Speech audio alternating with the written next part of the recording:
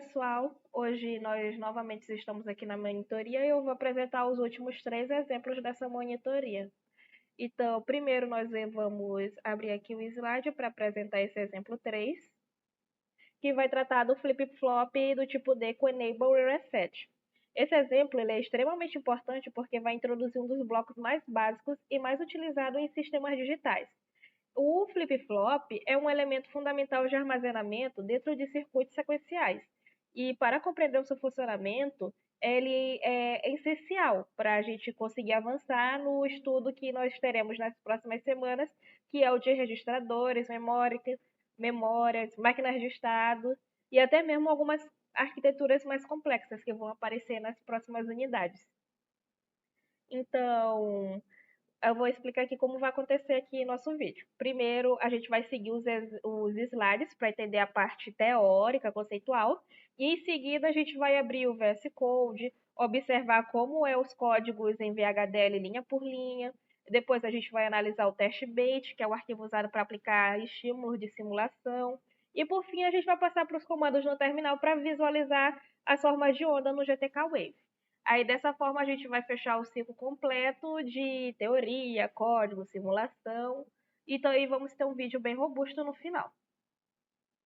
Então, aqui nesse próximo slide, a gente vai apresentar aqui um pouco do projeto que ele se propõe, o projeto que nós vamos ver no VS Code.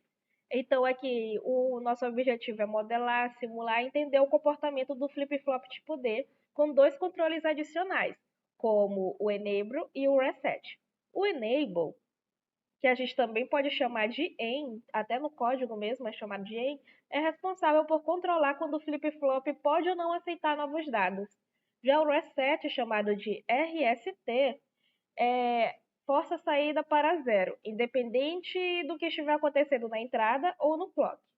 Também é importante lembrar que o flip-flop tipo D é considerado o mais simples de todos, porque ele só tem uma entrada de dados chamada D. E o valor dessa entrada é copiado para a saída Q, sempre que ocorre uma borda de subida do clock, desde que os sinais de controle permitam ele. Então, a gente também tem aqui uma tabela de condição e ação realizada para a gente entender o que vai acontecer aqui. Então, a gente vai ter esse resumo em forma de tabela com 3 situações possíveis.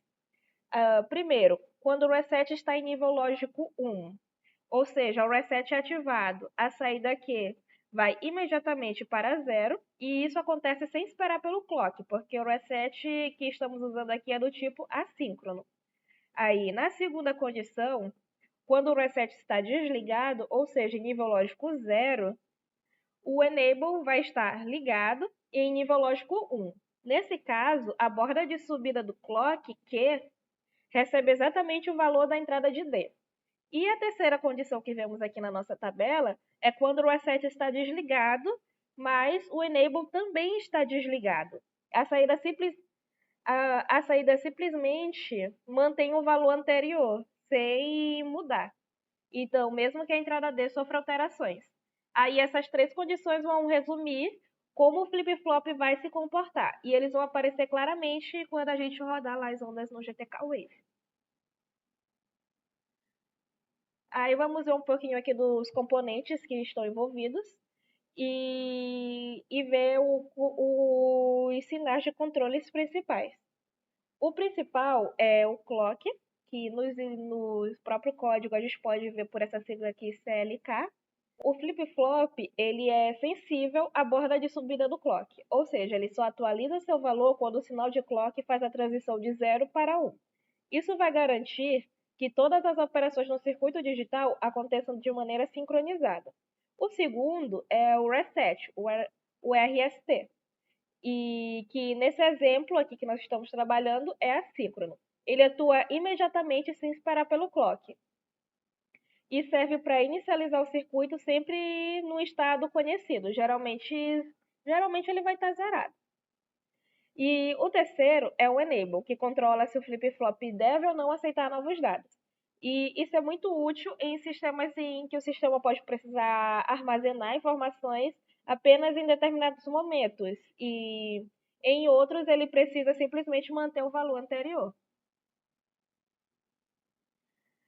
Aí aqui a gente vai ver por que esse exemplo que nós estamos trabalhando é importante. Ele é importante porque nos ensina alguns conceitos fundamentais de armazenamento digital. E o flip-flop tipo D com Enable Reset é a base para construirmos registradores, que é o conteúdo futuro que nós vamos ver na próxima semana. E nada mais são do que conjuntos de flip-flops trabalhando em paralelo para armazenar vários bits. Também é a base para memórias síncronas, que dependem do clock para armazenar e ler informações. Além disso, os seus flip-flops não existiriam as máquinas de estado finito, que organizam o comportamento sequencial de diversos sistemas. Aí, porque depois de registradores, nós vamos ver o conteúdo de máquinas de estado. Então, é bom que vocês consigam assimilar o flip-flop para conseguir trabalhar com isso. Então, na prática, durante a simulação, nós podemos observar três situações. O reset forçando o Q para zero, o enable desligado, impedindo mudanças na saída, e o enable ligado, permitindo que a saída copie a entrada na borda do clock. Esse ciclo completo mostra exatamente como o componente vai se comportar e por que ela é tão importante. Aqui já é o próximo. Então, agora nós vamos para o VS Code. Sair aqui. Nós vamos pegar aqui nosso exemplo. Eu já guardei os exemplos que nós vamos trabalhar nessa aula aqui separadamente. E a gente vai usar esse aqui, o do flip-flop. Vou só dar um code ponto aqui. No último vídeo eu já mostrei como fazer de outros jeitos. E vocês já fazem durante a aula. Então, nós temos aqui o nosso teste bench e o nosso arquivo do flip-flop. Então, vamos começar aqui pelo arquivo normal do flip-flop. Ele tem essas bibliotecas aqui que são importantes, quase todos já têm. E essas linhas, elas são obrigatórias na maioria dos projetos, porque trazem o pacote padrão que define o tipo std logic, usado para representar sinais digitais como 0, 1, indefinido e alguns outros estados. Aí, sem essas linhas, não seria possível descrever os sinais do nosso flip-flop. Depois, nós vamos ter o nosso bloco de código de entity, a entidade. Então, aqui a gente vai definir as entradas e saídas do componente. E o CLK, como eu falei anteriormente no vídeo, é o clock, é o sinal do clock. O reset é o sinal assíncrono e o EN é o enable. O D é a entrada de dados e o Q vai ser a saída. Aqui, marcado como O. A entidade aqui, esse bloco de entidade, é como se fosse a casca do nosso componente, mostrando para o mundo externo quais sinais entram e quais os sinais que saem. Aí depois a gente vai ver aqui a arquitetura Behavior. Esse aqui, esse trecho de código, que vai descrever o funcionamento interno do flip-flop. Aí dentro dela nós temos um processo sensível ao clock e ao reset. Isso significa que o processo vai ser executado toda vez que um desses sinais mudar. Aí o código dentro desse processo vai começar testando o reset. Aí isso vai garantir que sempre que o reset for ativado, a saída será zerada imediatamente. Aí esse vai ser o reset assíncrono. Aí se o reset não estiver ativo, o código vai passar para a próxima condição, que é essa aqui, o else if. Aí, essa linha vai verificar a borda de subida do clock. Aí, é aqui que o flip-flop realmente vai decidir se vai armazenar ou não a entrada. Aí, dentro desse código, desse bloco de else if, nós temos outro if, com outra condição. Ou seja, se o enable estiver em nível lógico 1, o valor de entrada D é copiado para a saída Q. Se o enable estiver em 0, nada vai acontecer. E é por isso que a saída mantém o valor anterior. Aí no final aqui a gente só vai fechar o nosso process e o nosso behavior. Aí esse código ele pode ser curto, pequeno, comparado com os projetos que vocês vão apresentar depois, mas ele é extremamente didático, porque descreve exatamente o comportamento que a gente viu nos slides anteriores. Aí agora a gente passa aqui para o nosso teste bench. Novamente, a gente vai ter essas bibliotecas. Aí, porque aqui no teste bench, ele é para testar o flip-flop. Aí a gente usa o teste bench, que geralmente aqui, por motivos didáticos, nós chamamos de TB aqui na frente, por motivos didáticos. Aí esse arquivo ele não vai descrever o hardware, mas sim é um ambiente de simulação. Ele também vai chamar essas bibliotecas, as bibliotecas, e depois ele declara os sinais internos, que vão servir como estímulo para o nosso flip-flop, como, por exemplo, o clock, o reset, o enable, o day e o q. Aí, na sequência, o teste bench vai instanciar nossa unidade sob teste, que é o flip-flop, e vai conectar esses sinais simulados às portas da entidade. Assim, o nosso código principal é colocado dentro de um ambiente de simulação controlado. Aí, depois, o teste bench tem dois processos principais. O primeiro processo vai ser... Deixa eu botar aqui.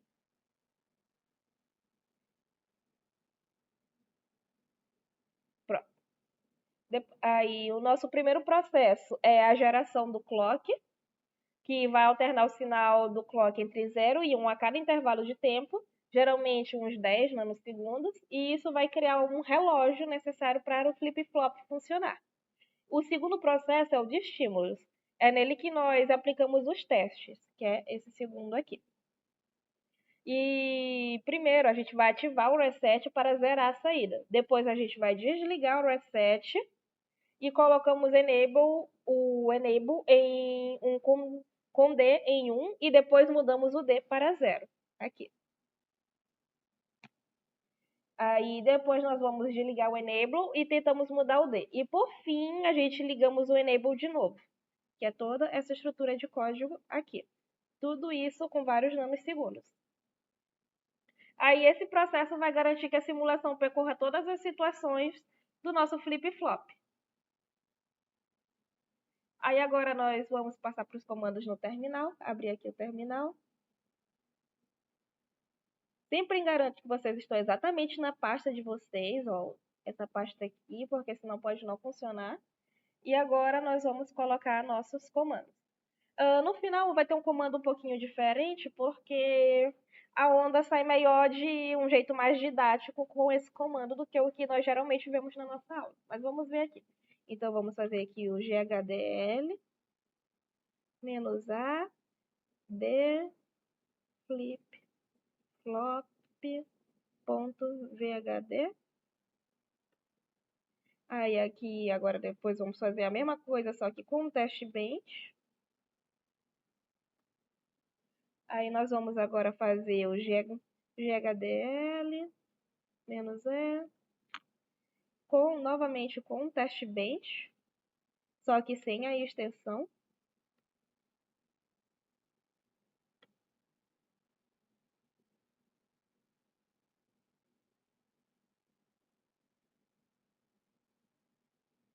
E agora vai ser o comando que eu disse que eu vou alterar aqui, que é quando nós vamos executar. Eu vou mostrar primeiro o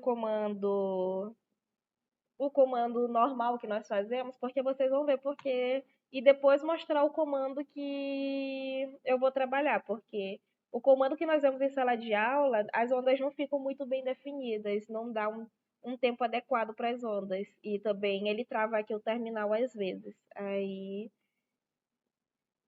eu preferi trabalhar de outro jeito. Eu procurei outro comando para usar com vocês, mas basicamente é usando o TB aqui, ó, por exemplo, vocês trabalham com esse comando aqui, certo? Aí BCD, aí igual a onda, ponto VCD. Aí ele fica assim, ele fica meio que um loop por causa disso aqui, ó, até terminar. Eu vou dar uma parada aqui. Só dar um Ctrl C aqui, é uma parada. E vou dar o GTK Wave. Onda.vcd.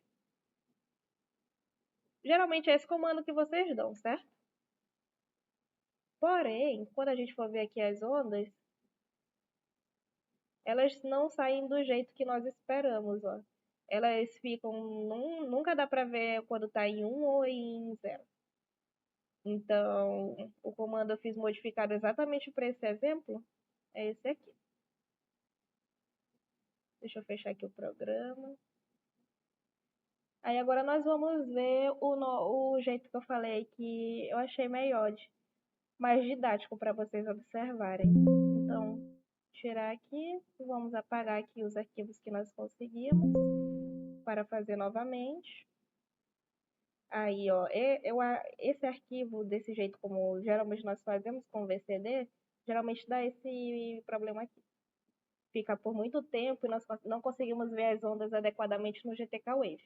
Então, nós vamos fazer um outro. Então, vamos fazer todos eles de novo.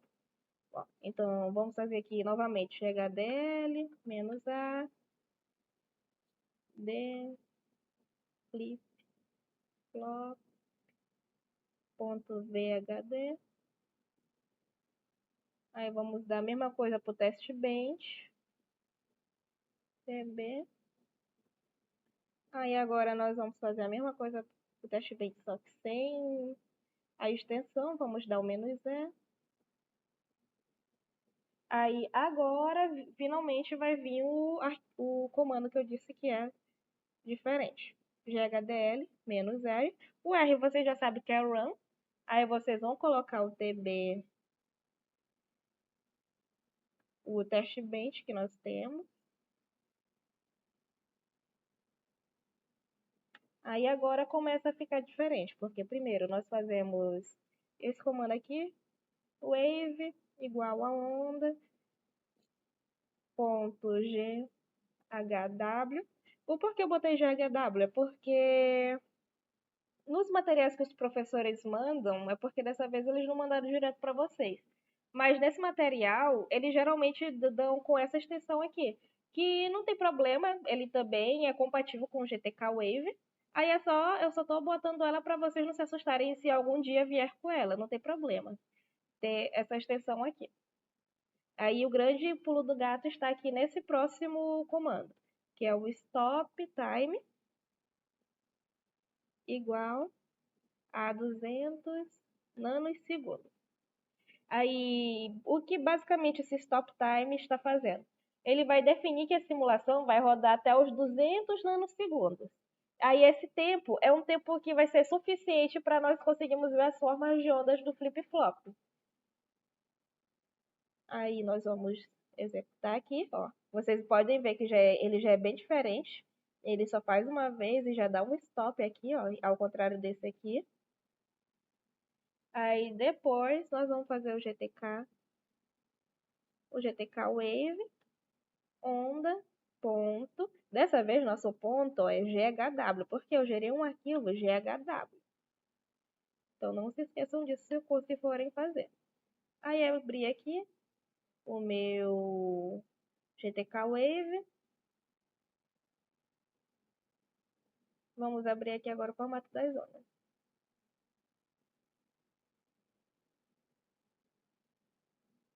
E aqui nós temos as nossas ondas.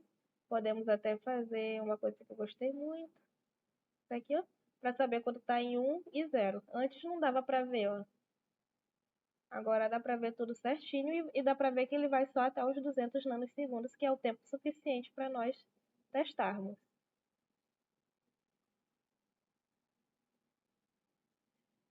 Aí, se algum dia vocês rodarem e perceberem que todos esses sinais vão estar travados de nível lógico 1, como aconteceu anteriormente, normalmente o problema é que os sinais ainda não foram inicializados ou que o processo de clock não foi gerado corretamente.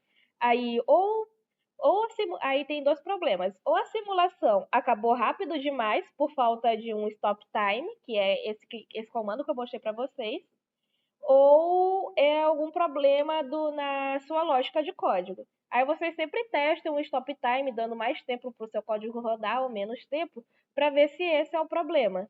Aí, para ver se, ajustando esses pontos, o GTK Wave vai mostrar o comportamento esperado. Aí, resumindo aqui o que nós vimos nesse exemplo. Nós vimos o exemplo do flip-flop tipo D, com Enable Reset, é um componente fundamental. Entendemos o seu comportamento teórico pelo slide. Aí a gente descreveu esse comportamento aqui nos códigos VHDL, esses dois aqui. E a gente viu o teste bench disponibilizado pelos professores, que é utilizado para aplicar estímulos. Vimos uma versão auxiliar, finalmente a gente simulou o circuito com o GHDL e visualizamos os sinais no GTK Wave. E vimos até uma pequena prévia de erros que podem acontecer. Então, é um ciclo completo, então é a base do que vamos fazer nos próximos exemplos. E essa técnica vai permitir entender o conceito, verificar se o circuito está realmente se comporta da forma esperada.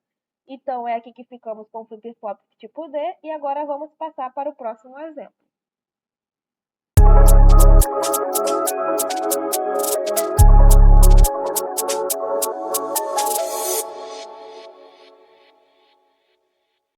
Vamos começar. Então, agora nós vamos para o nosso exemplo 4. Abrir aqui o slide.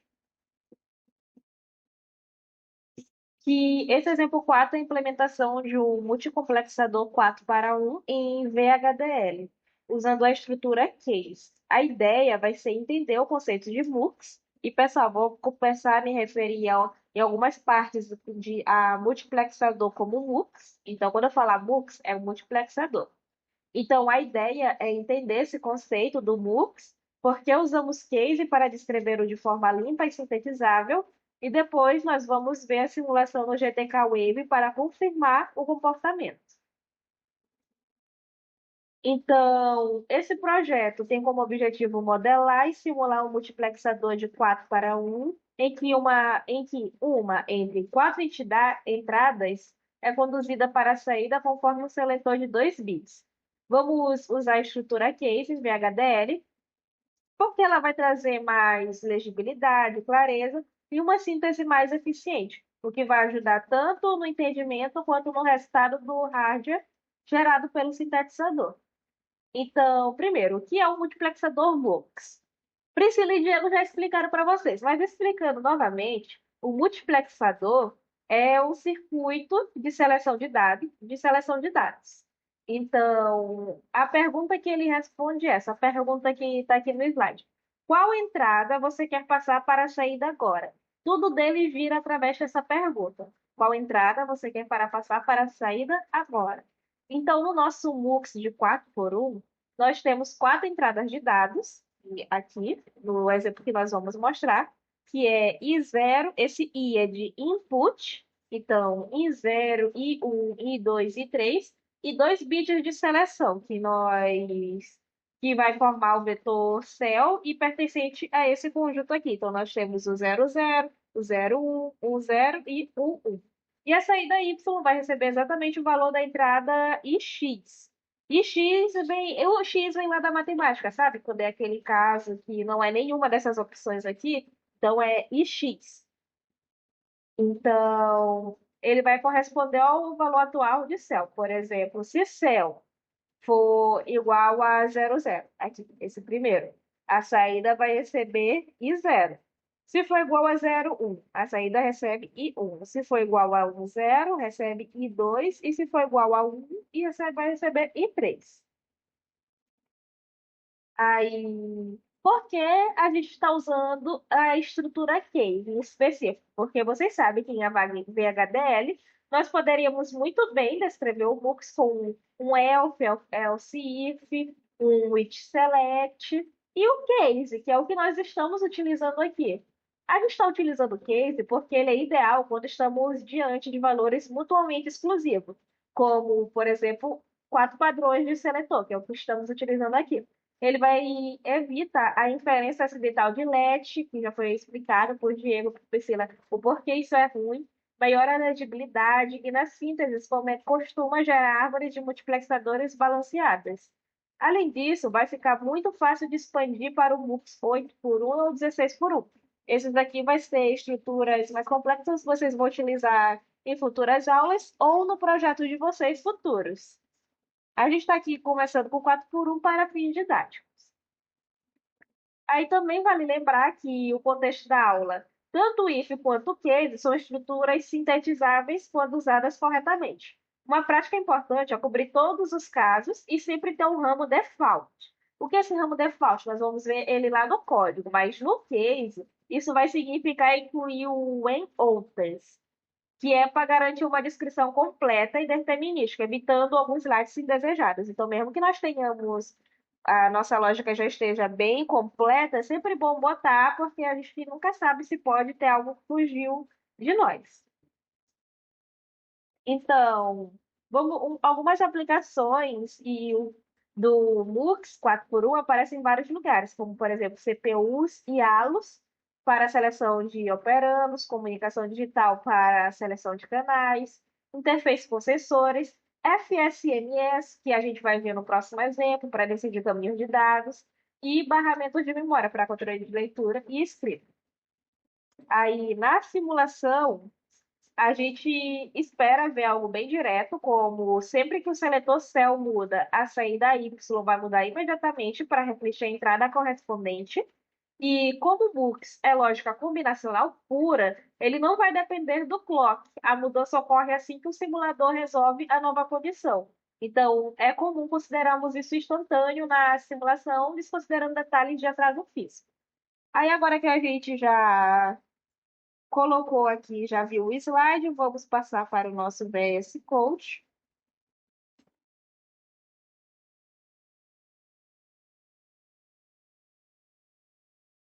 Vamos entrar aqui na nossa pasta, novo, e abrir aqui no terminal.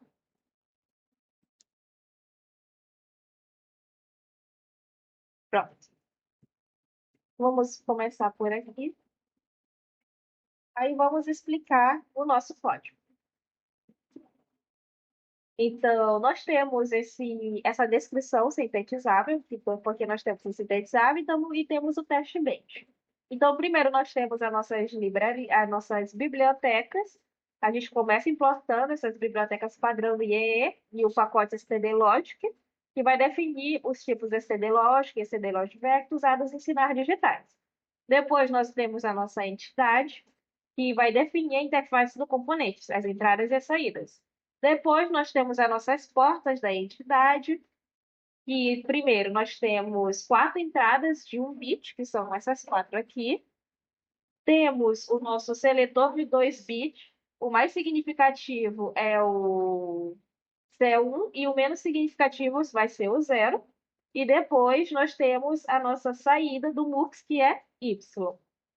Então, nós temos a nossa. Aí, aqui nós vamos fechar a nossa interface e vamos começar a nossa arquitetura Behavior. A arquitetura Behavior, ela descreve o comportamento interno do MUX. E ele vai começar aqui com o begin, vai iniciar o corpo, e depois a gente vai declarar um processo combinacional sensível a todas as entradas que afetam Y. Então, as 4 entradas de dados e o seletor. A gente vai colocar todos os sinais na lista de sensibilidade aqui, e é essencial para o simulador atualizar Y sempre que qualquer um deles mudar. Então, aqui nós temos nosso begin para iniciar o corpo do processo, e agora vamos fazer a seleção baseada no valor cell. Então, essa é uma estrutura muito importante no nosso MUX para ser implementado junto ao case. Então, no case, nós temos o when, que se, por exemplo, cell, ele vai ver se cell foi 00, nós vamos pegar A para Y, vamos rotear a saída de A para Y. Se ele for 01, vai ser de B para Y. Y vai receber B. Se for de 10, se for 10, Y vai receber C. Se for 11, Y vai receber D. E nós temos o nosso ramo default, que é nosso ramo padrão, que, embora a gente saiba que na lógica a cell só tenha 4 valores válidos, é sempre uma boa prática cobrir com outras para evitar lápis e deixar o código totalmente definido.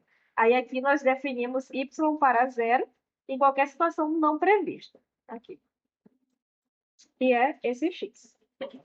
Aí nós vamos fechar nosso case, fechar nosso processo e fechar nossa arquitetura. Então, o resumo disso aqui é que esse arquivo vai descrever o MUX combinacional puro. Ele não tem clock nem reset, e a saída vai seguir a entrada selecionada imediatamente ao mudar o céu ou a entrada correspondente.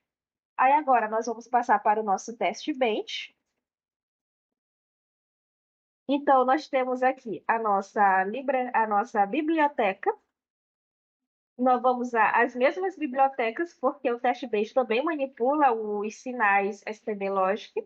Nós temos a nossa entidade, o teste-based não tem portas, por isso ele só gera estímulos e vai observar depois essa UUT, a unit, um the test. E nós aqui, então depois disso nós vamos passar para a nossa arquitetura.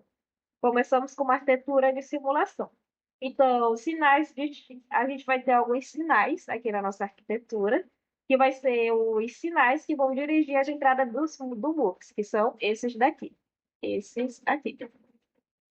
E vamos ter o nosso seletor de teste, que é esse aqui. E vamos ter esse sinal aqui, que é a cópia da saída do MUX para a simulação, que é o YTB. Aí nós vamos. E aqui a gente vai anexar eles para cada um. Aí no UT, a gente vai instanciar os nossos componentes.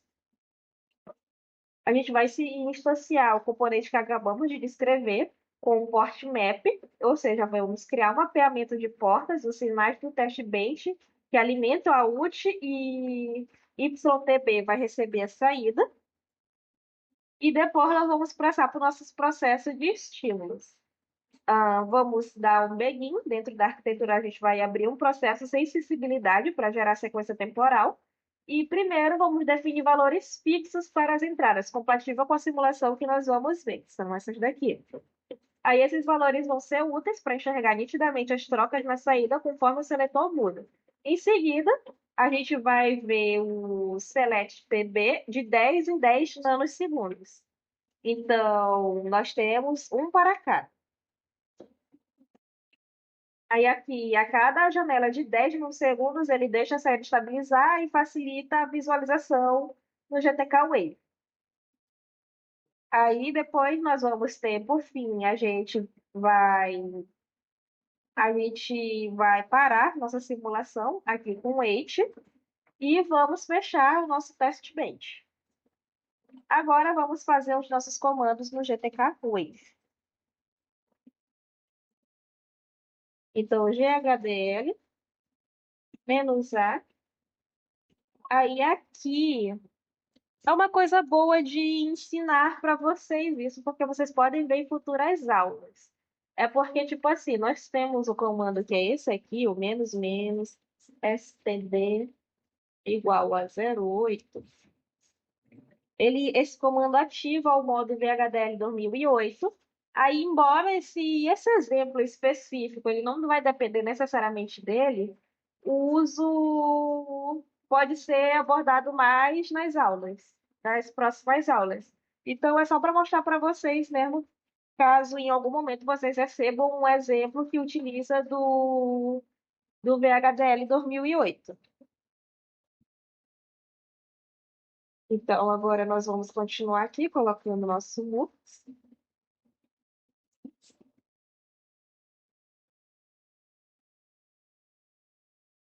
Aí a mesma coisa aqui com o nosso teste bench. Agora, nós vamos fazer o GHDL com menos "-e". Nós não temos isso aqui. Vamos dar apenas o menos "-e". E agora o GHDL com URAM. Ali, aqui, nesse RAM, nós vamos fazer... Eu quero fazer em formato de Wave. Esse formato aqui não tem problema dar, como eu já expliquei anteriormente. Eu prefiro ele, porque o próprio exemplo do professor já vem com esse formato, sabe? Aí eu quero porque fica mais didático para vocês. É porque vocês não pegaram os exemplos do professor, mas os professores desses exemplos específicos, eles mandaram nesse formato. Aí, se vocês algum dia receberem exemplos nesse formato, saibam que não tem problema, não. Muito pouca coisa muda. Depois vocês podem pesquisar o que essas extensões significam. Tem até uma FST, que geralmente traz um arquivo mais compacto, é até útil para o próximo exemplo, que é o exemplo 5, porque ele é muito maior. Mas eu dei um jeito no exemplo 5 que ele também roda com esse daqui. Então, nós vamos colocar isso aqui. Opa, dei no lugar errado. Nem aqui. Wave igual ponto G. Aí, aqui vamos dar um stop time, novamente, porque a gente vocês viram aqui que a gente vai precisar de apenas 50 nanosegundos. Então, para visualizar melhor a onda, eu recomendo dar um stop time de 50 nanosegundos para melhor visualização. Aí aqui nós vamos dar um GTK Wave, onda.ghw,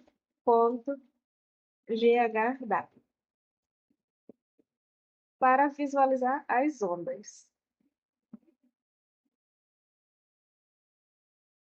Vamos inserir aqui no GTK Wave, verificar aqui as ondas, e aqui nós temos as nossas ondas. Aqui é bom até colocar isso aqui, ó. Aí aqui vocês já podem até ver que isso aqui é exatamente como nós vimos anteriormente. Eu quero mostrar aqui por fato que, como nós vimos na tabela anteriormente, alguns sinais vão ficar sempre em zero, ó, se não me engano é o A e o C, vão ficar sempre em zero, enquanto o B e o D vão ficar sempre em 1. Aí só para mostrar para vocês como ele é instanciado.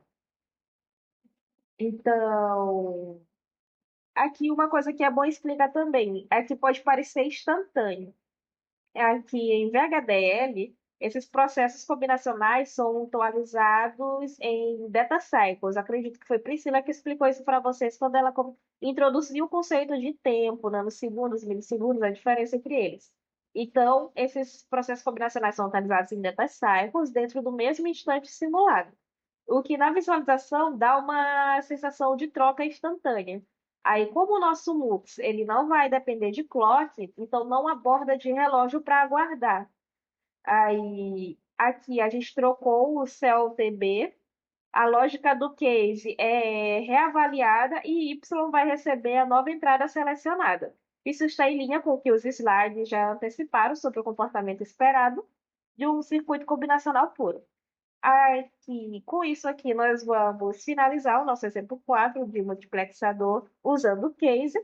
Nos slides, nós vemos o conceito de multiplexação, nós vimos a razão para usar o case e o que esperar na simulação. No VS Code, a gente revisou cada linha do código, tanto de arquitetura da entidade, teste bench, e por que utilizamos case. E no GTK Wave, a gente confirmou que a saída acompanha a entrada selecionada por céu, exatamente como foi previsto. Aí, essa prática é importante porque isso não é só um bloco clássico de rádio digital, mas também porque a estrutura case ela está muito bem escrita. Os professores deixaram ela muito bem escrita, até com o Wayne Oates, para não deixar nenhuma falha quando vocês forem fazer os seus futuros projetos. Então, ele vai produzir uma descrição sintetizável, legível e segura, como reforçado na aula. Agora, depois disso, vocês vão para o exemplo C.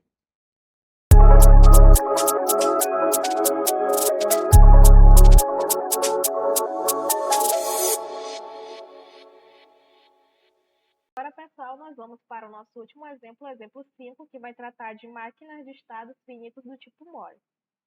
Então, aqui vamos para os nossos slides. Nós temos o nosso projeto, que se chama Projeto FSM More, que nós vamos ver depois no VS Code. E o objetivo aqui é apresentar uma FSM More com 3 estados principais: o idle, o run e o stop. Vocês vão ver mais na frente nos slides. Essa máquina é controlada por um botão de entrada chamado BTN e possui uma saída lógica chamada LED. A grande característica da FSM More é que a saída depende somente do estado atual e não diretamente das entradas. Aí, primeiro, nós vamos entender melhor o que é uma FSM More. Uma FSM, ou uma máquina de estados finitos, é um modelo de controle lógico sequencial muito utilizado para descrever sistemas que mudam de estado com base em entradas e regras pré-definidas. Aí, no caso específico da FSM-More, a saída depende apenas do estado atual. Ou seja, mesmo que a entrada mude, a saída só vai mudar quando houver uma transição de estado confirmada pelo clock. Aí aqui eu vou passar logo aqui para o próximo, porque é basicamente a mesma tabela. Vou só explicando aqui a tabela. Então, no nosso projeto, nós vamos ter os três estados bem definidos, como eu falei anteriormente, que é o idle, o estado inativo, onde a máquina está apenas esperando o início, e nesse estado a saída LED é igual a zero. Aí, run, no estado em operação, onde a máquina está ativa. Aí, aqui a saída do LED é 1. E depois nós vamos ter o stop, o estado de pausa ou finalização. Nesse caso, a saída do LED vai voltar para zero. Aí, aqui vai bem o que ficou claro, né, pessoal? Que a saída vai depender só do estado. Aí nós vamos ter a mudança de estados acontece de acordo com o botão de entrada, chamado BTN. E a cada pulso de valor 1, a FSM avança para o próximo estado na seguinte ordem. Por exemplo, se tivesse idler aqui, que está mostrando, aí o pulso vai para 1, aí ele vai para run. Aí se ele estiver em run, ele vai para stop. Se ele estiver em stop, ele vai para idler. E assim o ciclo vai se repetindo. Aí aqui nós temos explicar um pouquinho mais sobre como essa transição vai ocorrer. Então, a FSM é implementada com três blocos principais de lógica. Transição de estado é o processo que registra o estado atual. Esse processo é sensível ao clock e ao reset. Aí depois nós vamos ter a nossa lógica de decisão para o próximo estado. É a parte que vai decidir para qual estado a máquina vai, com base no estado atual e no botão. E depois nós temos a nossa lógica de saída, MORE, que vai definir o valor de saída do LED, que depende unicamente do estado atual. O reset, nós também temos reset, que serve para definir o estado inicial, que sempre será o idle. Aí também nós temos o clock, que ele já garante que as mudanças de estado aconteçam de forma síncrona, ou seja, somente em borda de subida. Aí por que esse exemplo aqui é importante? Porque nós estamos vendo ele aqui na monitoria. Ele é fundamental porque vai ensinar a separar claramente os blocos de uma FSM. O registrador de estado, que vai manter o valor atual, a lógica do próximo estado, que vai definir como avançar, e a lógica de saída, que está diretamente ligada ao estado. Aí com isso nós aprendemos a construir um controle sequencial síncrono, algo que vai ser essencial nos projetos digitais. Então, nós vamos ver como é que ele vai se comportar na nossa simulação do GTK Wave. Durante a simulação do GTK Wave, nós podemos observar claramente o comportamento esperado. Inicialmente, o idle, o estado do LED, vale zero. Aí, quando pressionado o botão BTN, vai ser, por exemplo, quando pressionado o BTN, vai dar igual a uma borda de subida. Aí o estado vai passar para run e o LED vai para 1. Aí com o próximo pulso do botão, o estado vai mudar para stop e o LED vai voltar para zero. Aí no pulso seguinte, nós retornamos ao estado idle e o ciclo vai se reiniciar. Aí assim a gente vai conseguir visualizar como cada pressão do botão muda o estado e como a saída se mantém fiel à definição de uma FSM Board, dependendo apenas do estado atual. Aí aqui nós temos uma comparação do More versus a Meli, aí explicando um pouquinho mais o que é isso. Aí na More, a saída vai depender apenas do estado. Isso vai tornar a simulação e da apuração mais previsível. Aí nós também temos a Meli, FSM MELI. A saída vai depender do estado e também das entradas. Aí isso pode tornar o circuito mais rápido em algumas situações, mas também mais sensível e sujeito a erros. Vocês vão ver o benefício de tornar o circuito mais rápido quando a gente começar a executar. Na verdade, eu recomendo que vocês não executem do modo que a gente executa geralmente na aula, porque vai gerar um arquivo super grande, pode chegar até os 6 gigas, porque ele, em vez de ser nanosegundos, ele chega até segundos. Ele vai travar o terminal, travar o computador, e quando finalmente abrir o GTK Wave, vocês vão ver lá umas ondas enormes, de até segundos. Então, a gente, quando passar para o VS Code para os comandos, eu vou dar um comando alterado, que é para a gente ver mais aqui sem travar esse computador. Mas se vocês quiserem experimentar em casa, podem experimentar. Aí, algumas também nós temos aqui algumas aplicações típicas da FSM Memory, que inclui sistemas embarcados com botão de Start e Stop. Nós temos alguns processadores simples para controle de instruções. Temos interfaces homem-máquina, como menus interativos, muito importante. Protocolos de comunicação, robótica no controle de tarefas sequenciais. Aí, agora que nós vimos os slides, nós vamos passar para o VS Code. Vamos abrir aqui o nosso FSM More. Novamente, vamos lá na nossa pastinha que estamos trabalhando.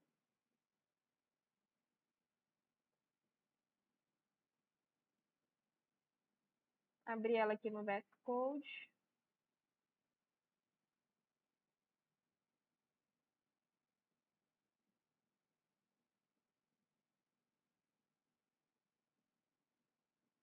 Aí, agora que ela abriu, tirar isso aqui. Tirar por enquanto aqui que não vamos usar. Não vamos usar. Eu pensei até em botar do jeito tradicional, mas eu não queria travar o vídeo. Então, eu vou só executar depois da maneira que eu achei que executa melhor. Então, nós vamos ver aqui primeiro, vamos ver aqui, como sempre, vamos primeiro a esse primeiro código e depois o teste bench. Aí, logo no início, nós temos a nossa entidade, FSM More. Claro, a gente já tem a biblioteca, eu já falei nos outros dois exemplos sobre ela. Então, vamos pular logo aqui para nossa entidade, que é a FSM More.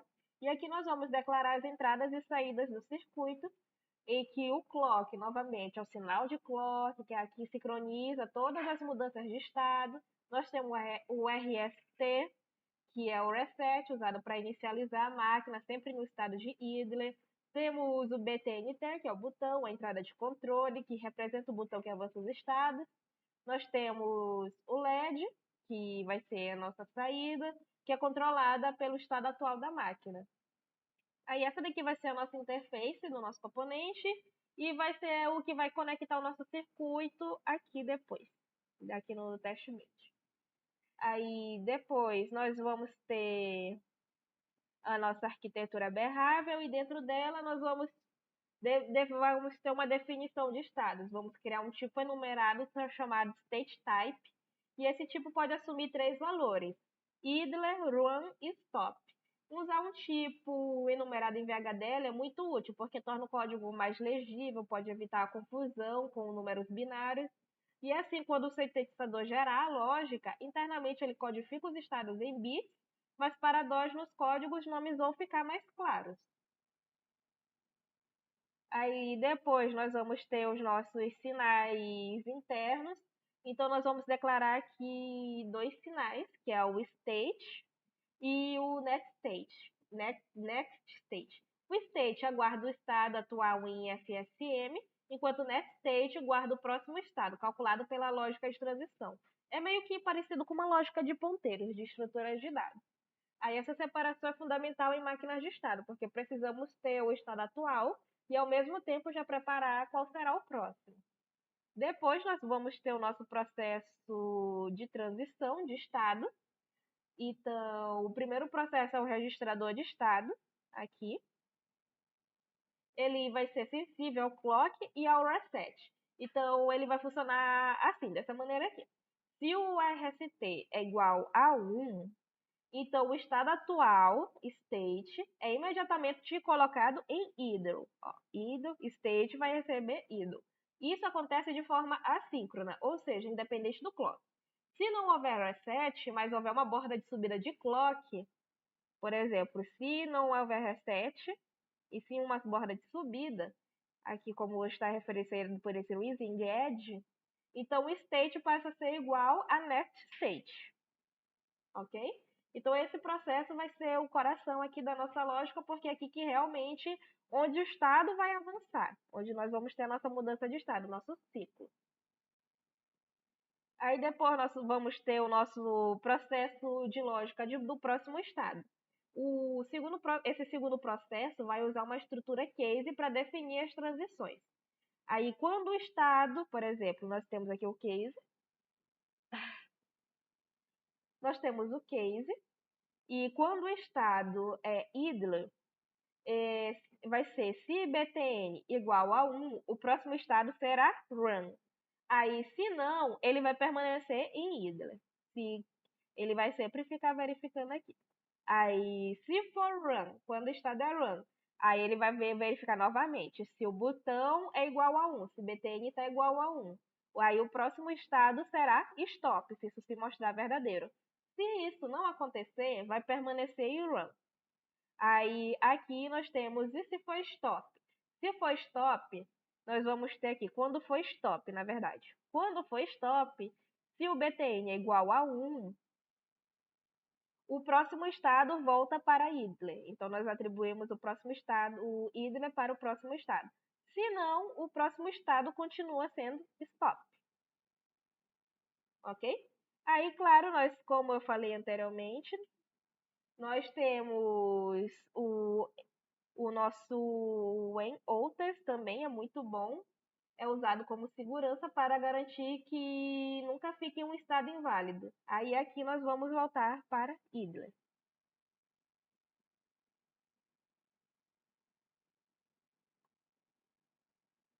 Aí essa daqui é a nossa lógica de decisão e aí vai ser exatamente como está falando no slide. Aí nós temos agora... Ah não, peraí, esqueci uma coisa.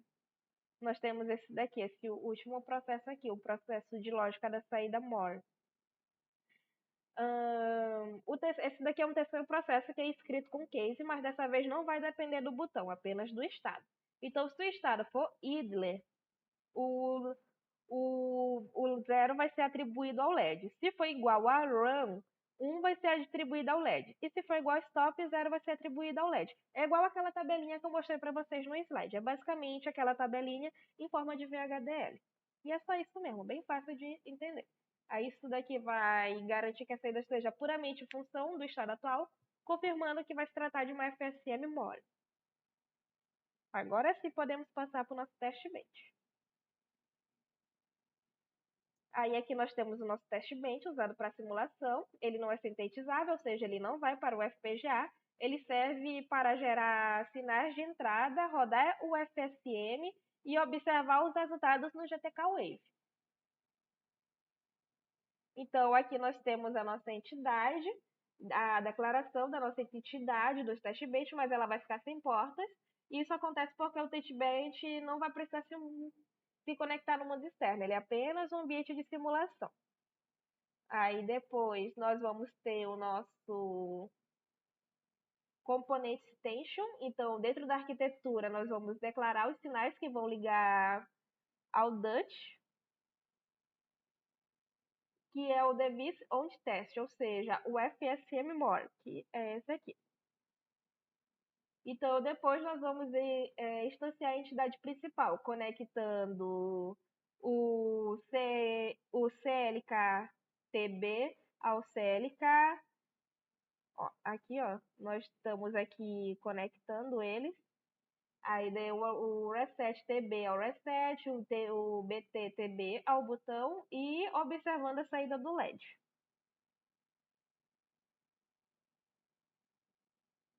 Aí depois nós vamos ter a geração do clock, vamos criar um processo que vai gerar o sinal de clock. Aí geralmente nós podemos deixar aqui por uns 10, 5 nanosegundos. Aqui deixou aqui é 10 nanosegundos, aí 5 para cada, 0 para quando for 0, 5 para quando for 0 e 5 para quando for 1. E isso vai girando em loop, vai dando vários clocks, 0 e 1, 0 e 1, de 5 em 5 nanosegundos. Depois nós temos a nossa sequência de estímulos. que é o processo principal de teste. Aqui a gente vai controlar os sinais de entrada para verificar se a FSM responde corretamente. Então, primeiro, aplicamos o reset igual a 1 por alguns ciclos. Aqui, nós vamos aplicar reset igual a 1 por alguns ciclos para forçar o estado inicial de idle. Em seguida, nós vamos colocar o botão, o btn, igual a 1 em alguns momentos específicos, simulando o pressionado botão. E a cada pulso, esperamos ver a mudança de estado na saída do LED. Por exemplo, no início, se o LED for igual a 0, é porque estamos em idle, certo? Aí, após o primeiro pulso, o LED vai para 1, indicando o estado de run. Aí, no segundo pulso, o LED volta para 0, porque agora a gente vai estar em stop. E no terceiro pulso, vamos voltar para idle. Aí, esse processo de estímulo serve para validar o comportamento esperado da FSM. Aí, agora sim, nós vamos sim fazer a nossa simulação. Então, GHDL, FSM, opa, menos A, FSM, more.VHD. Aí a mesma coisa, só que pro TB. Aí vamos fazer o menos E pro TB. Aí agora eu vou botar aqui o nosso GHDL com o run.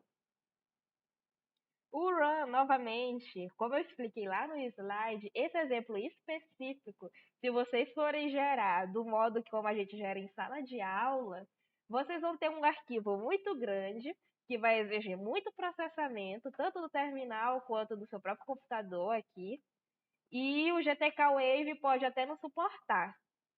Pode travar, fechar sozinho. No meu caso aqui, eu até consegui abrir e deu 1 segundo. Isso porque eu interrompi o processo. Então, eu vou fazer um método alterado aqui. Então, vamos botar aqui o nosso test bench que nós temos. FSM more. Aí, nós vamos fazer do mesmo jeito que eu fiz anteriormente. Acredito que no flip-flop eu fiz desse jeito aqui, que era wave igual a FSM more. Eu estou fazendo esse aqui, o ponto GHW, eu poderia fazer o VCD, portanto, se eu colocasse o stop time depois. Porém, eu quero botar o GHW porque ele mostra coisas que eu quero mostrar, quero que vocês vejam, é mais fácil de visualizar no GTK Wave. Vocês vão ver quando treinarem em casa. Então, aqui, o comando para evitar todo aquele problema que eu falei é dar um stop time de uns 200 nanosegundos. Pronto, terminou. Se vocês fizessem do método tradicional, isso aqui ficaria travado. E agora nós vamos fazer o nosso GTK Wave. FSM More.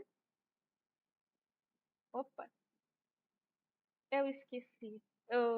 Desculpa, gente, é que eu não tô acostumada a dar o wave como se fosse onda. Isso aqui é do Embarcatec. O Embarcatec que estabeleceu esse padrão. Então, eu geralmente só boto o nome. Para mim, o que muda é a extensão. Então, vamos dar aqui de novo para ficar mais didático para vocês. Ó. Isso aqui pode ser do jeito que eu botei? Pode, mas é porque eu acho mais didático. É porque o Embarcatec estabeleceu que é mais didático só botar onda para diferenciar. Eu simplesmente vejo aqui a extensão. Aí, dependendo de qual é a extensão, eu sei o que está acontecendo. Agora, GTK Wave onda ponto GHW. Pronto. Abriu bem rapidinho, bem diferente do que teria acontecido antes. Então, aqui eu vou abrir, vou pegar meus estímulos.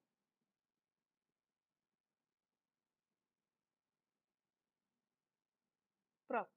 E aí eu botei aquele comando em específico, porque aquele fica aparecendo o idle, run, o stop. Se vocês darem o VCD, ele não fica aparecendo desse jeito. Aí vocês têm que e dizer, meio que definir qual é cada um. Aí aqui nós temos o nosso formato de onda. Aí aqui nós terminamos o nosso exemplo, terminamos a nossa monitoria, vamos terminar esse exemplo 5 de FSM More. E nós vimos a teoria de slide, implementação no VHDL, nossos 5 exemplos, tanto com a Kailane quanto comigo. Vimos teste bench, simulação. E é isso a monitoria de hoje. Muito obrigado por assistirem até aqui. E até a próxima segunda-feira.